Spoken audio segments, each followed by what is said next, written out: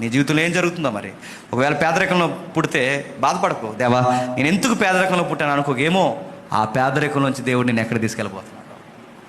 శ్రమలో ఉన్నప్పుడు దేవా నాకేంటి శ్రమ అని తిట్టుకోకు, ఏమో ఆ శ్రమల్లోంచి నేను ఎక్కడ తీసుకెళ్తున్నాడు. ఎవరైనా నీకు నమ్మకంగా ఉన్నవారు నీకు అన్యాయం చేస్తే, ఆ నమ్మకస్తులు అన్యాయం చేస్తే ఎంత బాధగా ఉంటుందో ఆ బాధ నీకు చూపిస్తున్నట్టు రేపు పొద్దున్న ఎవరికి చెప్పండి, నమ్మక ద్రోహం చేయకుండా ఉండడానికి నమ్మకత్వాల్లో పాఠాలు నీకు ఏమో నీకు ఏమి నేర్పిస్తున్నాడో, ఏ గాయాల్లో, ఏ ఇబ్బందుల్లో, ఏ ఆకలి దప్పుల్లో ఏమి నేర్పిస్తున్నాడో తెలియదు. కానీ ఆ గాయాలు, ఇబ్బందుల, శ్రమల్లో ఒక డిజైర్ వస్తుంది చూసారా, ఆ డిజైర్ ఆరపకండి. ఎందుకంటే బైబిల్ చెప్పింది తిమోతితో మాట్లాడుతూ, నీకు ఇచ్చిన వరములను నిర్లక్ష్యం చేయక దాన్ని ప్రజ్వలింపచే. అంటే రేపు చిన్న స్పార్క్లో పడుతుంది ఆశ, చిన్న స్పార్క్, ఏట్రా జీవితంలో ఎందుకు ఎదగకూడదు చిన్న స్పార్క్ వస్తుంది, దాన్ని ప్రజ్వలింపచే.